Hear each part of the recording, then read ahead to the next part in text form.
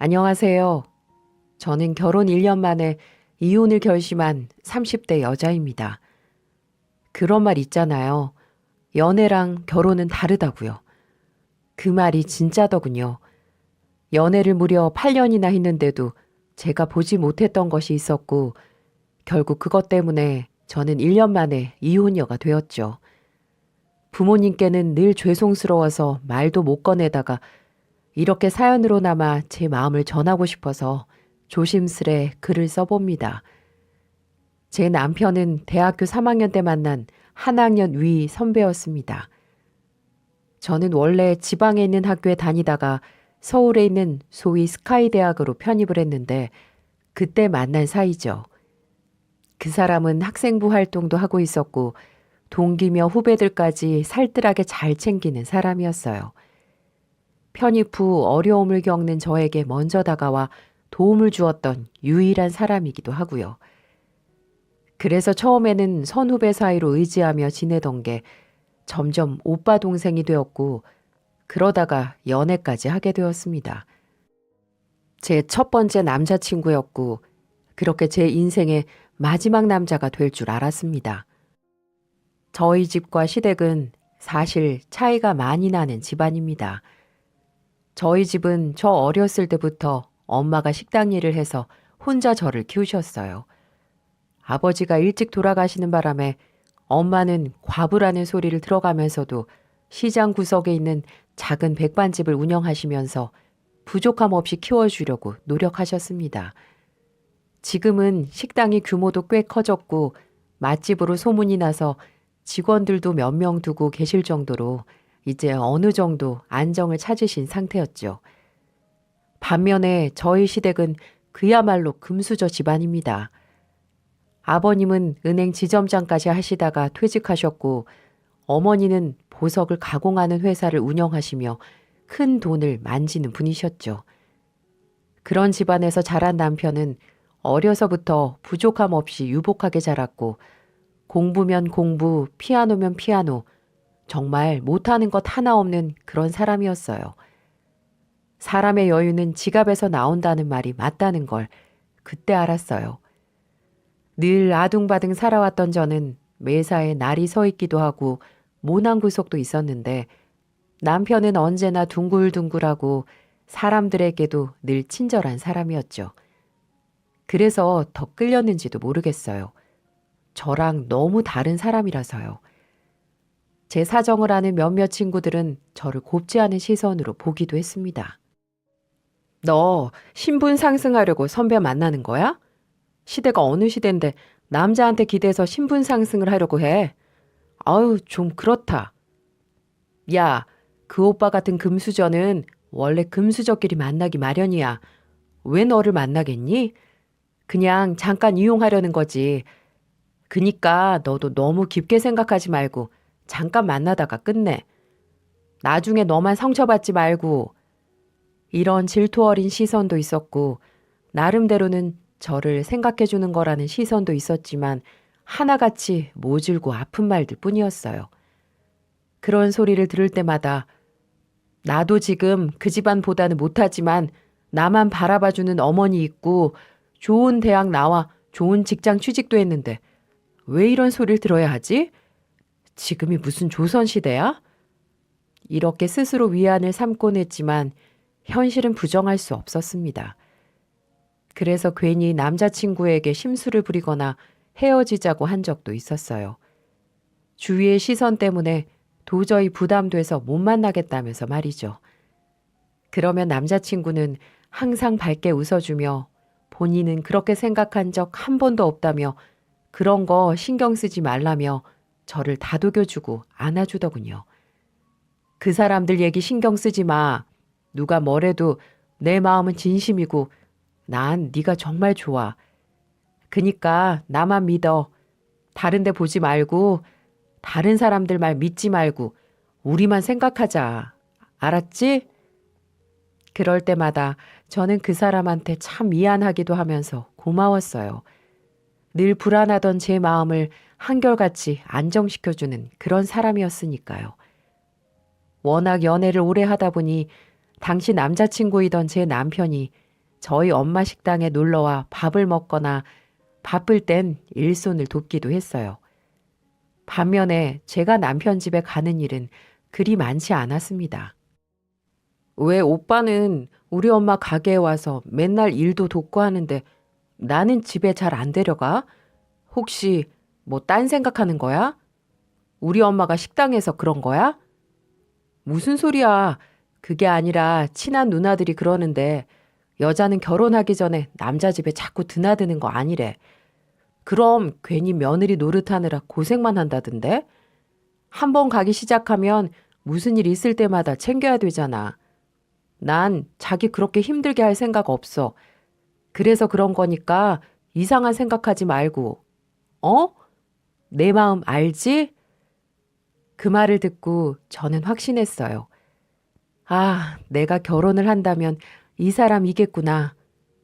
별거 아닌 말일 수도 있었지만 저한텐 그 한마디가 그렇게 감동적이었어요. 절 진심으로 아껴주고 사랑해주는 느낌이 정말 물씬 들었거든요. 그렇게 총 8년이라는 긴 시간 동안 연애를 하고 저의 30번째 생일날 저는 프로포즈를 받았습니다. 정말 이 사람이라면 제 인생은 행복 그 자체일 것만 같았어요.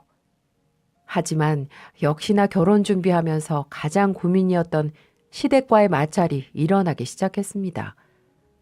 저는 어렸을 때부터 내 가방은 내가 사서 맨다. 이게 생활 신조였을 정도로 남한테 의지하는 걸 좋아하지 않는 성격이었어요. 그게 설령 남자친구든 남편이든 말이죠. 그래서 결혼 준비 역시 제 처지에 맞게 적당한 선에서 준비해야 된다고 생각을 했었죠. 저는 혼수를 남편은 신혼여행과 호텔 예식장을 맡기로 정확하게 분담을 했습니다. 저는 예식장도 그냥 평범하게 일반 예식장에서 하고 싶었지만 시댁 쪽에서 호텔을 강하게 밀어붙이셨기 때문에 어쩔 수 없이 복에 겨운 호텔에서 결혼식을 올리는 상황까지 되었죠. 문제는 집이었는데 그때 당시에는 남자친구는 말 그대로 백수였어요. 다니던 직장을 다니다 적성에 맞지 않아 다른 직장을 알아보고 있는 상태였습니다. 그러다 보니 집을 어떻게 할까 고민이 많았는데 시댁에서 한 가지 제안을 하더라고요. 너도 알다시피 우리 아들이 지금 능력이 아직 부족하잖니. 다시 직장 구하고 어느 정도 안정이 되면 그때 우리가 집을 하나 마련해 주마. 뭐 지금도 해줄 수 있지만 처음부터 부모한테 의지하고 그러면은 못 써. 사회 경험도 해보고 돈이 얼마나 소중한지 본인들이 직접 느껴야 돼. 그러니까 우선 우리 집에서 좀 살다가 2년 뒤에 분가시켜주마. 무슨 말인 줄 알았지? 처음에는 이게 뭐지?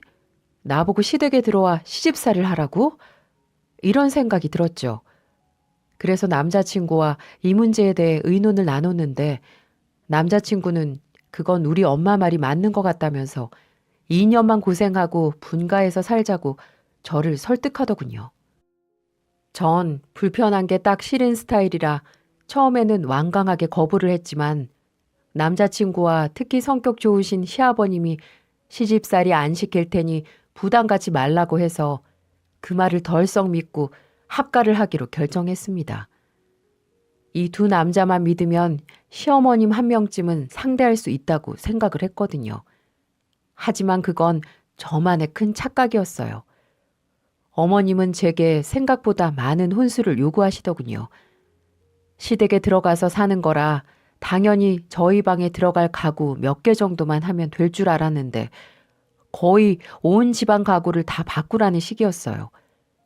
결혼을 준비하고 있던 어느 날 저를 따로 불러 말씀하시더군요.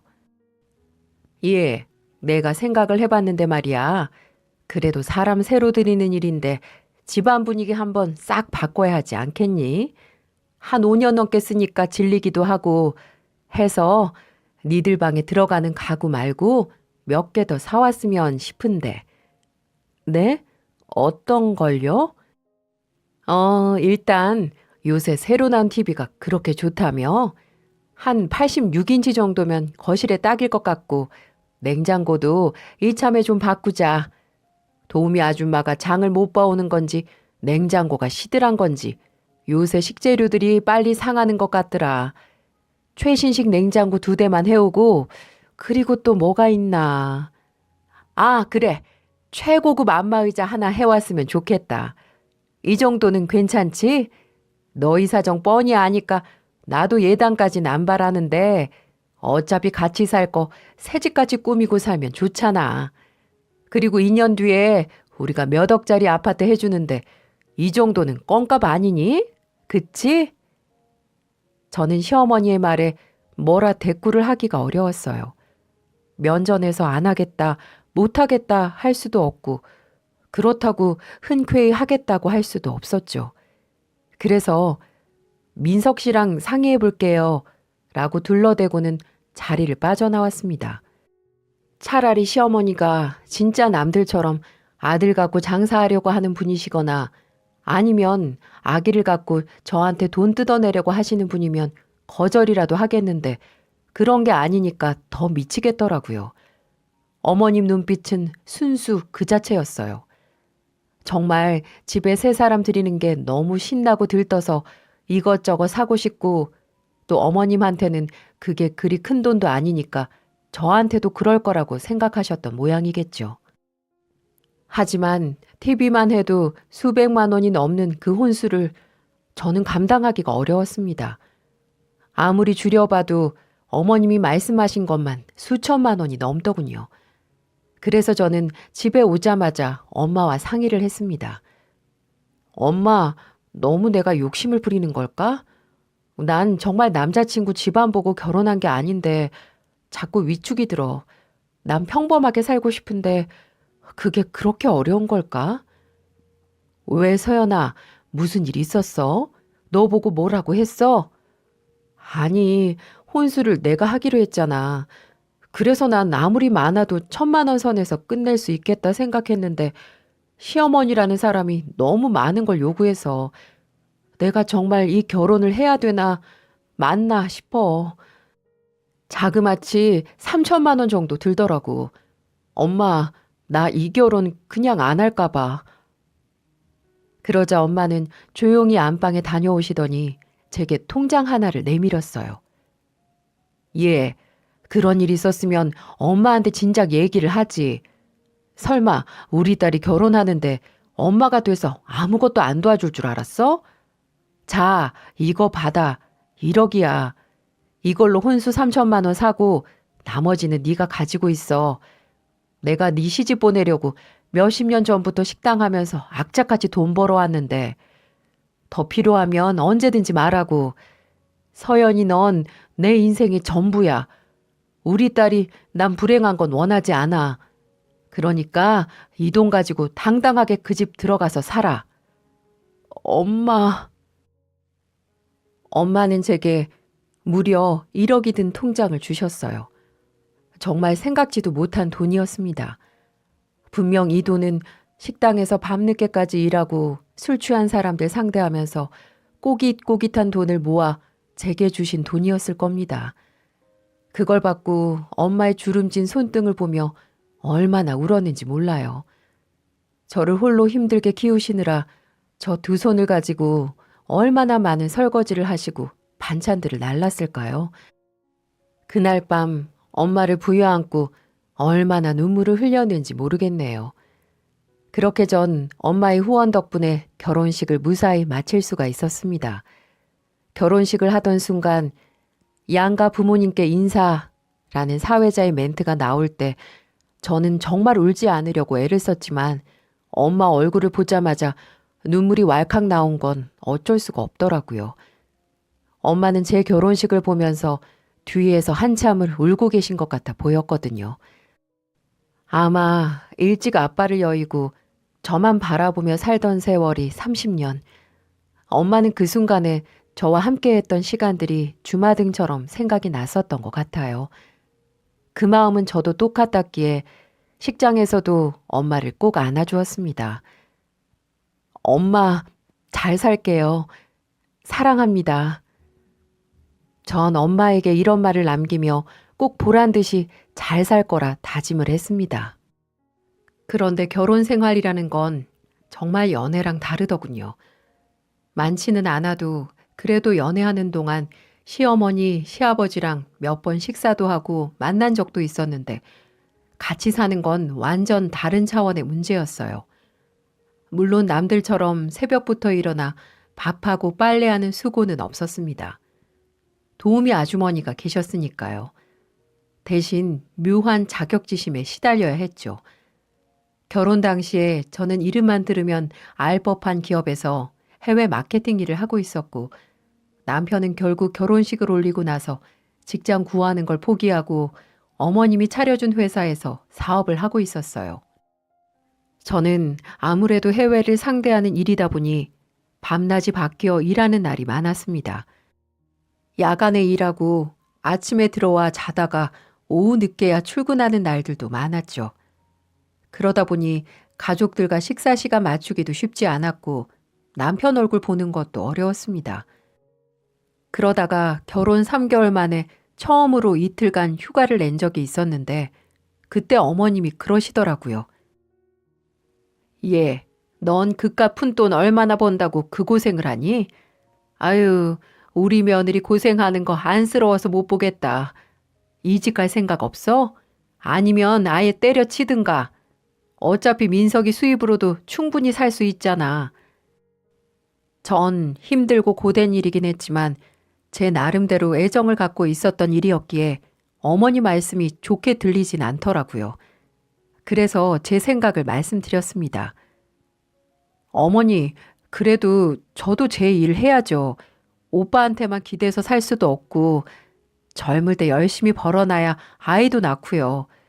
요즘 애 키우는데 돈이 얼마나 많이 드는데요. 효도도 하고 애도 잘 키우려면 몸이 2개라도 부족해요, 어머니. 저는 그렇게 최대한 어머님이 기분 나쁘지 않게 돌려가면서 말을 했어요. 그런데 그 말을 들은 시어머니는 뭐가 언짢으셨는지 묘하게 사람을 무시하는 듯한 말을 하더군요. 아유, 그깟 돈 몇 푼 벌면서 꿈도 크다. 그저 우리 아들 닮은 손주 하나만 낳아주면 난 더 바랄 게 없다. 애 키우는데 드는 돈은 다 내가 대줄 테니까 걱정하지 말고 당장 때려쳐. 400도 못 벌어오는 주제 시집살이 하기 싫어서 직장 다니려고 하는 거 누가 모를 줄 아니? 그 말을 듣는 순간 어이가 없었습니다. 꼴랑 400이라뇨. 물론 시모 입장에서는 작은 돈일 수도 있지만 제게는 한 달 동안 밤낮을 가리지 않고 벌어온 소중한 돈이었어요. 그리고 꼭 여자들은 애만 낳으라는 법이 있나요? 저도 애 좋아합니다. 저도 저와 남편을 닮은 아이 낳고 싶죠. 당연히요. 항상 마음속으로 생각하고 있는데 저런 식으로 강압적으로 말을 하니 기분이 상한 건 어쩔 수가 없더군요. 또 한 번은 그런 일도 있었어요. 우연히 어머님이 회사 직원들과 엄마 식당에 온 적이 있었는데 그날은 제가 엄마가 허리가 안 좋다는 소리를 듣고 하루 일을 도와주는 날이었어요. 하필이면 그때 시어머니가 직원들을 이끌고 우르르 들어오시더군요. 어머님, 웬일이세요? 여기 근처에 일 보러 왔다가 사부인 얼굴도 좀 볼까 해서 왔다. 민석이한테 들어보니 너 오늘 여기 와 있을 거라고 해서 겸사겸사 해서 왔지. 아, 네. 엄마가 요즘 허리가 안 좋으셔서 도와드리려고 왔어요. 우선 여기에 앉으세요. 그렇게 저는 갑작스럽게 들이닥친 시모와 그 직원들의 자리를 마련해 주었습니다. 서연아, 인사해. 우리 회사 직원들. 여기는 내 며느리. 여기가 우리 사돈댁 가게야. 마침 근처 현장에 왔다가 사돈 매상이나 올려드리려고 왔지. 여긴 뭐가 맛있니? 그렇게 말씀하시곤 어머님은 식당에 있는 거의 모든 메뉴를 하나씩 다 시키셨어요. 저는 주문을 받고 주방 이모랑 엄마는 땀을 뻘뻘 흘리며 음식 만드시고 다시 다른 손님 계산을 했다가 테이블을 치웠다가 음식을 서빙하기까지 정말 정신이 하나도 없었습니다. 그래도 다행히 시어머니 테이블 식사가 끝날 때쯤이 되자 손님이 좀 빠지고 숨 쉴 틈이 생기더군요. 식사를 마친 시어머니와 일행들은 계산대 앞으로 향했고 제가 계산을 준비하자 저희 엄마가 저를 말리며 어머님께 그냥 가시라고 말씀을 드렸어요. 아유, 사부인, 제가 진작에 대접했어야 하는데 딸아이만 맡겨놓고 정신이 없었네요. 계산은 안 하셔도 되니까 그냥 돌아가세요. 다음엔 제가 더 맛있는 음식으로 대접해 드릴게요. 아유, 무슨 말씀이세요? 이렇게 맛있는 걸 먹었는데 당연히 돈은 내야죠. 저 그렇게 경우 없는 사람 아니에요. 그나저나 얼마를 드려야 되지? 메뉴판을 두리번거리던 시어머니는 이내 지갑에서 100만 원짜리 수표 한 장을 꺼내 어머니 앞치마 주머니에 쑤셔 넣었습니다. 사부인, 맛있는 밥 잘 먹었어요. 된장찌개가 진짜 예술이네, 예술. 내가 태어나서 먹어본 것 중에 오늘 먹어본 된장찌개가 최고였어요, 진짜. 거스름돈 안 주셔도 되니까 남은 돈은 팁이에요, 팁. 그걸로 옷 좀 사 입으셔야 될 것 같아요. 요즘 시대에 몸빼바지가 뭐예요? 아무리 이런 데서 장사를 해도 가끔씩은 좋은 옷도 입고 해야 또 사람 사는 기분 나고 그렇잖아요. 안 그래요? 그렇게 잔뜩 비위를 상하게 하고서는 엄마를 뿌리친 채 직원들과 도망치듯 나가버리시더군요. 12만 원어치 밥을 먹고 100만 원을 내는 시어머니. 누군가는 복에 겨운 소리라고 할 수도 있지만 저는 기분이 상당히 나쁘더군요. 꼭 부자가 거지한테 적선하는 것 같았달까요? 정당하게 일해서 그래도 부족하지 않게 살고 계신 분께 굳이 그렇게 모욕스러운 말까지 해가면서 그 큰 돈을 찔러줘야 했나 싶어서요. 엄마는 제게 그 돈을 돌려주며 시어머니한테 다시 갖다 드려. 이걸 내가 어떻게 받니? 그러셨지만 저는 홧김에 그냥 엄마한테 받으라고 말했습니다. 여러분, 해도 너무한 거 아닌가요? 음식을 정성스레 준비해 주신 분한테 팁이라면서 모욕감을 주며 나가는 게 과연 사부인이라는 사람이 할 행동인가요? 아마 이 시모는 내가 오늘 엄마 식당에서 일을 하러 온 걸 알고서는 네 시엠이 밖에서는 이런 사람이다 라는 걸 제대로 보여주기 위해서 일 핑계로 저희 식당에 온 걸로 보였어요. 받아 엄마. 어차피 어머님 돈 많아서 이 정도는 돈으로 치지도 않아. 어머니 말대로 간만에 백화점 가서 좋은 옷이나 한 벌 사자. 그리고 나랑 데이트도 하고. 어? 어차피 예약 손님 거의 다 왔다 갔으니까 나머지는 아줌마들이 하셔도 되잖아. 저는 그렇게 엄마를 끌고 억지로 백화점으로 향했고 평소라면 쳐다도 보지 못했을 몇십만 원짜리 블라우스에 치마까지 사드리고는 집으로 돌아왔습니다. 그런데 그러지 말았어야 하는 거였어요. 차라리 그때 그 돈을 돌려줬더라면 그런 일은 생기지 않았을 텐데. 얼마 뒤 저희 집 도우미 아주머니가 욕실에서 넘어지면서 팔이 부러지는 사고가 생겼습니다. 하필 오른팔이 골절돼서 한동안 깁스를 해야 하는 처지였고 저희 집에는 그야말로 발등에 불이 떨어진 것과 같은 위기 상황이었죠. 어머님은 요리에 영 소질이 없으신 분이셨고 저 역시 크게 다르지 않았어요. 늘 엄마가 해준 밥만 먹고 자라다 보니 제 손으로 할 줄 아는 요리라고는 라면이 전부였죠. 그래도 한 집안의 며느리니까 어떻게든 책임져야 한다는 책임감으로 처음 일주일 정도는 요리책도 보고 정말 열심히 노력했어요. 하지만 시부모님의 입맛도 남편의 입맛에도 영 별로였나 보더라고요. 아가, 있잖아. 직장 생활하기도 힘들 텐데 괜히 고생하며 음식할 필요 없다. 아니에요, 아버님. 그래도 어떻게 그래요? 좀 입맛에 맞으세요? 맛있구나. 근데 다음부터는 차라리 사 먹자꾸나. 차라리 이 음식할 시간에 좀 집에서 쉬어. 절대 음식이 안 맞아서가 아니다. 아버님은 분명 표정에는 맛이 없다는 표정을 지으셨지만 제게 말씀을 해주실 때는 저를 배려해 주시려고 그렇게 말씀을 해주셨어요. 하지만 그때 시모라는 여자가 그새를 못 참고 참견을 하더군요. 여보, 아무리 새아가를 이뻐한다지만 맛 없으면 맛없다고 하지 왜 그런 거짓말을 해요? 애 버릇 나빠지게. 아니 서연아, 이게 된장찌개니 소금물이니? 내가 눈 감고 끓여도 너보다는 잘 끓이겠다. 너는 너네 엄마가 식당 하면서 도대체 뭘 배운 거야? 아유 여보 그만해. 물 좀 섞으면 먹을만 해. 왜 애를 그렇게 잡고 있어? 그래 엄마 말이 좀 심하다. 그만 좀 해. 그렇게 시댁 남자들이 뜯어 말렸지만 시모는 더욱 막무가내더군요. 그러게 내가 직장 때려치라고 했지. 넌 며느리 역할 안 할 거야? 이게 아주 날로 먹으려고 하네.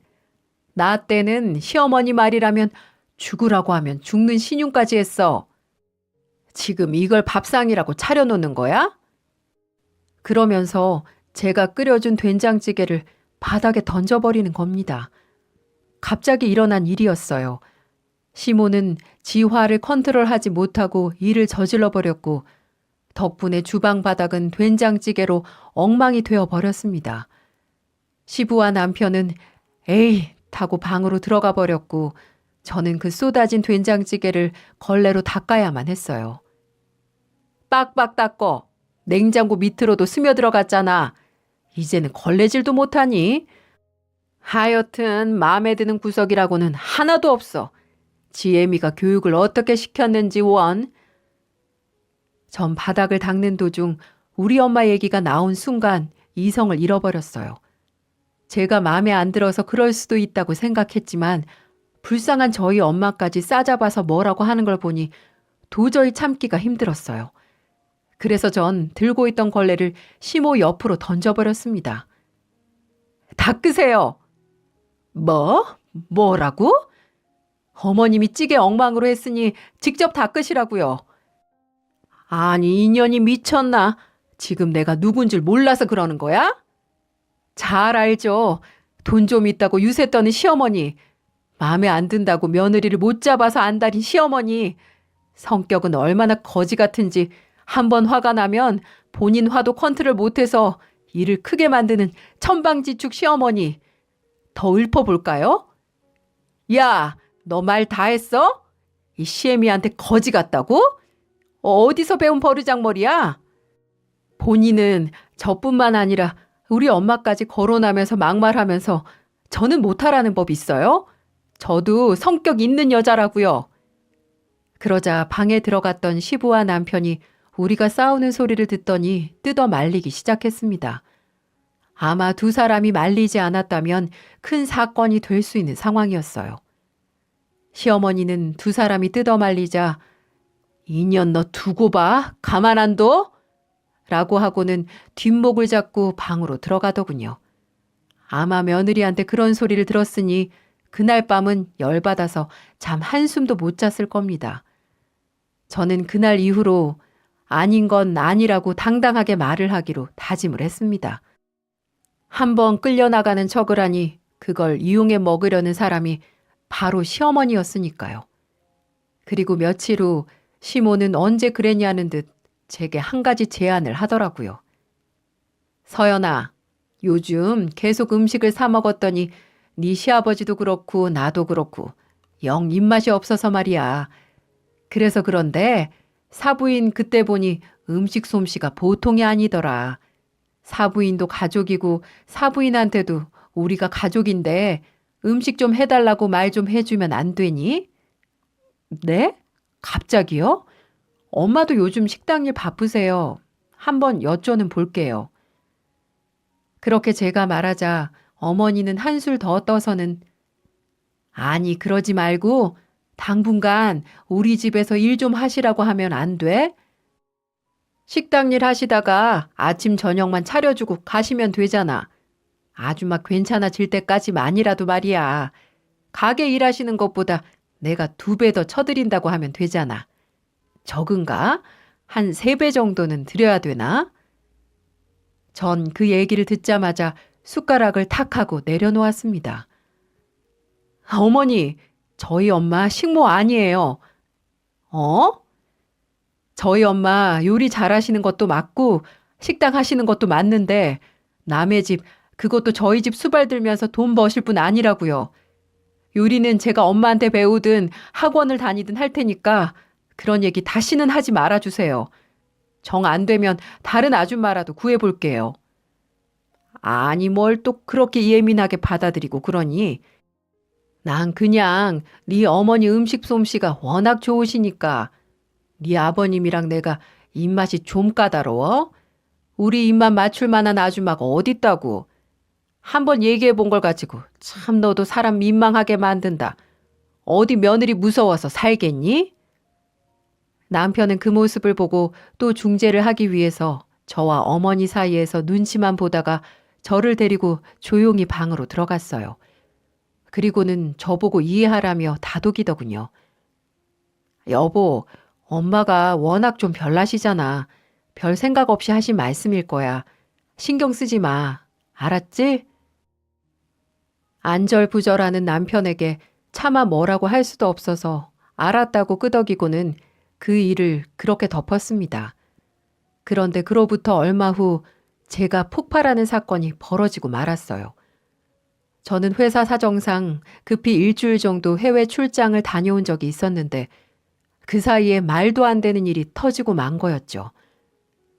어머님, 아버님, 저 왔어요. 밝은 목소리로 문을 열고 집에 들어간 저는 주방을 보고 깜짝 놀라고 말았습니다. 세상에나 시댁 주방에 저희 엄마가 서 있는 게 아니겠어요? 그것도 앞치마를 두른 채 땀을 뻘뻘 흘리면서 말이죠. 저는 너무 놀라기도 하고 순간 화가 나기도 해서 소리를 버럭 질렀습니다. 엄마, 지금 여기서 뭐해? 그러자 제 소리를 듣고 나오던 시어머니가 깜짝 놀라더군요. 아유, 깜짝이야. 왜 이렇게 빨리 왔어? 원래 내일이나 모레 오는 거 아니었어? 그렇게 됐어요. 근데 저희 엄마가 왜 여기 계세요? 그것도 저런 차림으로요. 아유, 아니야. 별거 아니니까 넌 신경 쓰지 마. 그때 눈치를 보던 저희 엄마가 슬쩍 자리를 피하시더군요. 사돈, 전 이만 가볼게요. 오늘 불러주셔서 감사했어요. 아유, 이렇게 그냥 가시면 어떡해요. 자, 이거. 그동안 고생 많으셨어요. 조금 더 넣었으니까 택시 타고 가세요. 밖에 추워요. 어머니는 저희 엄마한테 두둑한 봉투 하나를 내밀고 있었고 엄마는 제 눈치를 살피고 있었습니다. 무슨 상황이 벌어진 건지 그제야 정확히 알겠더군요. 저는 그 순간 눈이 돌아버렸습니다. 그래서 시어머니 멱살을 잡고 그 자리에서 패대기를 쳐버렸죠. 이 시모라는 인간은 제가 출장 간 사이 저희 엄마에게 연락을 해서 당분간 시댁 주방을 봐달라고 했던 겁니다. 엄마 입장에서는 그 제안을 거절하면 제가 혹시라도 시집살이를 당할까봐 제게 말도 못하고 아침 저녁에 와서 일주일 동안 힘들게 밥상을 차려줬던 거였어요. 우리 딸이 혹시라도 미움받을까봐 걱정이었던 엄마는 본인 몸도 힘들면서 제 딸을 위해 그렇게 희생하고 계셨던 겁니다. 그리고 이 모든 발단의 원인은 모두 시모라는 여자한테 있었기에 저는 다시 한번 이성을 잃고 말았습니다. 우리 엄마 식모 아니라고. 내가 얘기했잖아. 우리 엄마가 왜 당신 밥상을 차려야 돼? 우리 엄마가 왜 여기까지 와서 돈 받고 음식을 해야 돼? 내가 이것만큼은 안 된다고 했지? 저는 시어머니 머리끄댕이를 잡고 그렇게 실랑이 하니 놀란 엄마가 저에게 달려들어 저를 말리기 시작하셨어요. 아유, 얘가 왜 이래? 그만해, 그만. 돈 받고 음식하는 게 뭐 대수라고. 오히려 내가 감사한 일이지. 사돈한테 식사 대접도 할 수 있고 돈도 벌고. 엄마 진심이야? 미쳤어? 엄마가 아랫사람이야? 왜 돈을 받고 음식을 하냐고. 식당 일 하는 걸로 모자라? 그 사람들한테 굽신거리는 걸로 모자라서 이제 내 시댁까지 그러는 거야? 나보고 당당하게 살라며 매사에 주눅 들지 말라며. 근데 엄마가 이러면 내가 어떻게 당당하게 살아? 내 엄마가 시댁에서 식모 노릇이나 하고 있는데 지금 엄마 이러는 거 다 나 때문에 그런 거잖아. 그러자 시어머니와 친정 어머니 모두 다 제 눈치를 보더군요. 그리고는 시어머니가 저한테 뜯긴 머리 매무새를 만지면서 버럭 화를 내셨어요. 이래서 없이 산 것들이 안 된다는 거야. 우리 아들이 하도 좋다 좋다 해서 받아주긴 했다만 너 아주 처음부터 마음에 안 들었어. 하여튼 식당이나 하는 천것들하고 사돈 맺는 게 아니었는데. 그 여자는 저희 엄마 앞에서 천것들이라고 말을 하며 사람을 비하하기 시작했어요. 그래서 저는 그 순간 큰 폭탄 선언을 하게 되었죠. 그래. 없이 산 저는 이제 빠져드릴게. 저도 자존심 상해서 더는 안 되겠어요. 저 이혼할게요. 그 사람 퇴근하면 전해주세요. 서류는 제가 준비해서 보내겠다고. 남들 다 손가락질 할 거 아는데요. 복 걷어찼다고 할 것도 아는데요. 그래도 전 이렇게는 못 살아요. 저 그냥 제 수준에 맞는 평범한 사람 만나서 그렇게 살랍니다. 그리고 당신 하나 때문에 이 집안이 망가지고 있다는 걸 모르세요? 당신의 그 알량한 자존심, 돈으로 이 세상을 다 얻을 수 있다는 착각. 아마 곧 후회하시게 될 겁니다. 꼴 좋네요. 재미 때문에 자식 이혼당하게 생겨서. 그 말만 남기고 엄마 손을 붙든 채 시댁에서 그대로 뛰쳐나와 버렸습니다. 엄마는 오는 내내 그리고 친정에 도착해서까지도 제 등짝을 때리면서 울먹이셨죠. 아이고, 어쩌자고 그러고 나와, 어쩌자고. 너 엄마처럼 살고 싶어서 그래? 여자 혼자 사는 게 얼마나 힘든지 몰라? 이혼은 무슨 이혼이야? 그런 집에 시집 갔으면 복인 줄 알고 잘 살 것이지. 난 그렇게 못 살아, 엄마. 그렇게 거지같이 못 살아. 내 스스로가 너무 거지 같고 한심해서 그 집에 더는 못 살아. 혼자 사는 한이 있어도 다시는 안 돌아갈 거야. 절대. 뒤늦게 모든 사실을 알게 된 남편이 저희 친정으로 찾아왔지만 저는 만나주지 않았어요. 그저 제 방문을 사이에 두고 울먹이는 남편과 이제 더 이상 눈물조차 나지 않는 제가 삭막한 대화를 나눌 뿐이었죠. 여보, 왜 그래? 내가 잘못했어. 내가 다 잘못했으니까 나와서 얘기하자. 나 너 없으면 안 되는 거 알잖아. 엄마랑 사는 게 힘들면 분가하자. 내가 엄마한테 얘기해서. 싫어. 난 그런 게 싫어. 애초에 이 결혼 하지 말았어야 해. 분가할래도 우리 능력으로 지금 할 수 있어? 난 당신도 너네 엄마랑 다를 게 없다고 생각해. 왜 나 출장 가 있는 동안 우리 엄마 식모살이 하고 있다고 말 안 했어? 적어도 장모님이라고 생각했다면 내가 없을 때 당신이 뜯어 말렸어야지. 당신이나 당신 엄마나 다 똑같아. 그러니까 다시는 찾아오지 마. 그날 결국 저는 제 방문을 열지 않았고 남편은 몇 시간을 울먹이다가 겨우 돌아갔습니다. 그리고 지금은 이혼 조정을 진행 중이고요. 남편은 계속 이혼을 거부하고 있고 저는 이혼을 요구하고 있는 상황입니다. 위자료나 재산 분할 같은 거 다 필요 없고 이혼만 해달라고 하는데 남편이 쉽게 허락해 주질 않네요. 변호사도 남편한테 특별한 유책 사유가 없어서 남편이 계속 거부하면 이혼이 장기간으로 갈 수 있다고 하고요. 물론 요즘은 취직 대신 취집도 하는 시대라고 하지만 저는 싫습니다. 제 능력 이상의 것을 갖고 싶지도 않고 누리고 싶지도 않아요. 무엇보다도 누구보다 사랑하는 제 엄마를 저희 시댁 부엌에 세웠다는 사실이 정말 용납이 안 됩니다. 제가 능력이 됐다면 엄마는 그 주방에 그렇게 서 계시지 않았을 테니까요. 어머님한테 그렇게 굽신거리지도 않으셨을 테니까 말이에요. 저는 더 이상 그렇게 스스로 주눅드는 결혼 생활을 유지해갈 자신이 없습니다. 송충이는 솔잎을 먹고 살아야 한다고 하죠. 제가 딱 그 꼴인 것 같아요. 불행은 내 자신이 초라해질 때 시작되는 것 같습니다. 남편은 지금 하던 사업도 접었다고 했어요. 생각보다 저와의 이별의 아픔을 쉽게 헤쳐나가지 못하는 것 같아 보였어요. 한 번은 시모에게서 연락이 오더군요. 뭐라고 왔냐고요? 서연아, 이렇게 막장으로 가지 말고 이제 우리 화해하면 어떻겠니? 지금 민석이 우리 아들 다 죽게 생겼다. 하던 사업도 접고 매일같이 집에서 술 퍼먹고 나한테 신경질 부리고 화내고 난리야. 내가 진심으로 사과하마. 네가 원한다면 바로 서울에서 좋은 아파트 구해줄 테니 분가해서 둘이 살도록 해. 라고 말입니다. 하지만 저는 당차게 거절했어요. 사람은 잠시 변할 수 있어도 천성은 변하지 않는다는 걸 누구보다 잘 알고 있거든요. 남편한테는 미안하지만 그런 집안 밑에서 평생을 며느리로 산다면 전 행복하지 않을 것 같았거든요. 그래서 전 제 수준에 맞는 사람과 만나 우리 엄마를 모시고 인생을 다시 시작하고 싶습니다. 제 사연은 여기까지입니다.